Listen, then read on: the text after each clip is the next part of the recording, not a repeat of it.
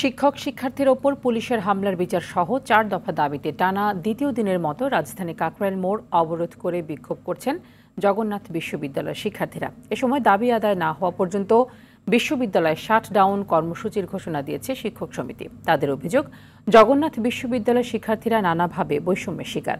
11টি হল বেদখল করে রেখেছে প্রভাবশালীরা। দ্বিতীয় ক্যাম্পাসেরও কোনো অগ্রগতি নেই। আরও জানাচ্ছেন দীপন দেওয়ান। 4 দফা দাবি আদায়ের দ্বিতীয় দিন কাকরাইল মসজিদের মোড় অবরোধ। দাবি আদায়ে স্লোগানের শব্দ যেন পৌঁছায় যমুনায় প্রধান উপদেষ্টার কাছে, সেজন্য মিছিল নিয়ে সেখানে যোগ দেয় শিক্ষার্থীরা। বুধবার শিক্ষক শিক্ষার্থীদের উপর হামলার বিচার দাবি করে তারা বলেন, দাবি আদায় না হলে ক্যাম্পাসে ফিরে যাওয়ার আর কোনো সুযোগ নেই।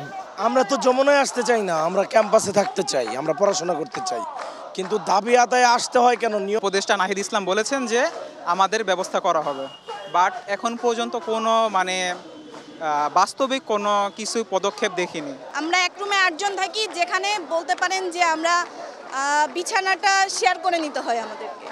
তারপরে আমরা পড়ার টেবিল একটা দেওয়া আছে 2 জনের জন্য। এই হামলা যারা করছে, যে যারা জড়িত ছিল, আমরা চাচ্ছি সবাই আমাদের কাছে ক্ষমা চাক বা তাদের দৃষ্টান্তমূলক শাস্তি চাই আমরা। বৃষ্টিও হার মানাতে পারেনি শিক্ষার্থীদের। গুড়ি গুড়ি বৃষ্টির মধ্যে ভিজে 4 দফা দাবি আদায়ের স্লোগান।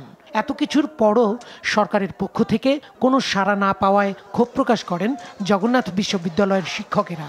বলেন, দাবি আদায়ে প্রয়োজনে আরও কঠোর হবে শিক্ষার্থীরা।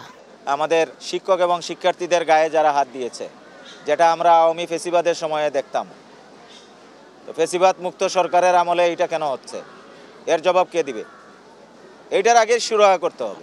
এদিকে রাস্তা অবরোধ করে আন্দোলনের কারণে কাকরাইল সহ আশেপাশের বিভিন্ন এলাকায় দেখা দেয় তীব্র যানজট। অনেক যাত্রী ব্যারিকেড ভেঙে যাওয়ার চেষ্টা করলেও শিক্ষার্থীরা তাদের ঘুরিয়ে দেয়। এর ফলে দুর্ভোগে পড়েন যাত্রীরা।